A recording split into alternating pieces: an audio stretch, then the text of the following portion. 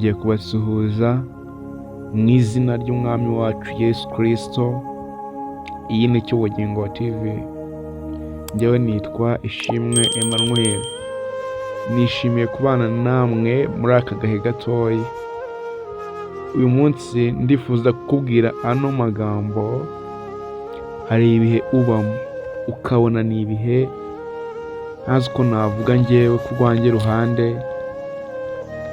Bya bihe ubone ibintu byose birangiye, ariko iyo ugize kwizera ugahamya Imana wamenye, ukagumana kwizera, intsinzi yacu ijya iboneka, intsinzi yacu ijya igaragara.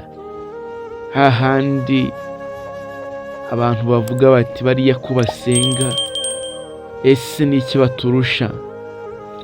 Rimwe nigeze nakumva umuntu umwe uvuga ngo banywa inzoga yabo bagatunga urugo, ngo bakagurira ibitenge abagore babo, ngo ariko babarokore ngo ayo bakorera bayashyira he?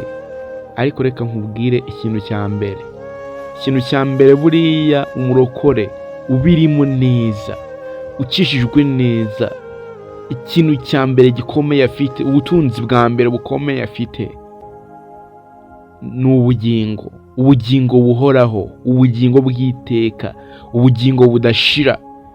Ikintu cyitwa ubugingo abantu bakunda kugitesha agaciro, ntibakunda kugiha umwanya.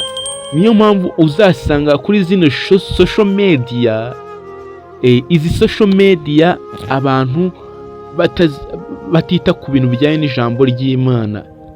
Iyo ageze ku kintu cyitwa ijambo ry'Imana araskipinga, agataruka akagenda akigendera pe. Ariko ibi ngibi byose mubona nshuti zanjye, ukabona ukuri ibiganiro, ukabona abakozi b'Imana bagenda bakorera umurimo kuri izi mbuga, ariko ugasanga abantu babikurikirana ni bakeya ugereranyije n'ibindi bintu. Burya ni ukubera yuko ubugingo ni ikintu gifite agaciro kandi kidapfa kubonwa na buri muntu wese. Ibintu bifite ubugingo ntabwo abantu benshi babikunda, ariko ijoro ryatambutse cyangwa se umunsi watambutse, ndumva nakoze ikiganiro kivuga ngo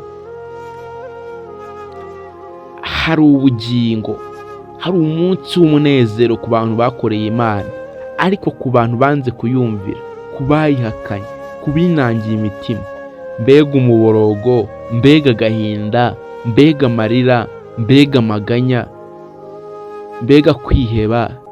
Bazajya bapfukama basenge ngo hari Imana yatwumva, bajye mu nsengero bagerageze kwiyahura ngo barebe ko byibura umwuka wa Antikristo wabavaho, ariko bitagikunda, bitagishoboka. Nshuti yanjye, wakoreye Imana mu gihe cya nyacyo, wakoreye Imana mu gihe bigishoboka. Abakozi b'Imana birirwa bavuga ukumva ni ukuri, ariko ukabitesha agaciro. Nshuti yanjye, wagarukiye aho ngaho. Ijambo ry'Imana riravuga ngo nshuti gera ku musaraba, ngo Yesu arakwifuza, ngo waruhijwe no kutamenya icyaguhesha amahoro. Burya igihe cyose utari muri Kristo Yesu, menya ko nta mahoro ufite, menya yuko ubuzima bwawe buri mu kaga, menya yuko iherezo ryawe riri mu kangaratete, menya yuko umuriro ugusatiriye. Ikindi, reka ngere ku bakozi baba mu nzu y'Imana, abadiyakoni, abapasiteri, abaririmbyi, abavugabutumwa,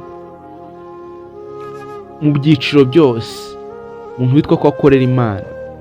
Nshuti yanjye, niba uba mu itorero ry'Imana uroga, abantu bakagufata nk'icyitegererezo, ariko ukaba mu itorero ry'Imana uroga, ibyo bizakugeza hehe?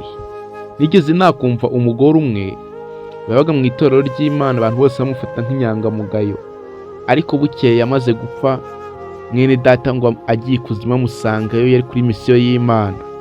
Aramubaza ati, wowe ko twakuririmbiye ibyumweru 2 none uramara iki aha ngaha? Aramubwira ati, burya nubwo nadiyakonaga nkaba umudiyakoneze, ariko burya nararogaga, gafite ibipfunyika by'uburozi. Yaratangiye kumva ububabare bw'umuriro kandi imperuka itaragera. kuko hari ahantu iyo umuntu amaze gupfa ajyanwa agatangira kubabazwa iyo yakoze ibyaha. Hari n'ahantu, hari na paradizo umuntu ajyanwamo iyo yakoze neza, agategereza umunsi w'imperuka. Imana idufashe kandi turengere. Numvaga ibi ngibi ari byo biri ku mutima wanjye. Ubundi ndagusaba gukora subscribe kugira ngo tuzajye tubana no mu bindi biganiro.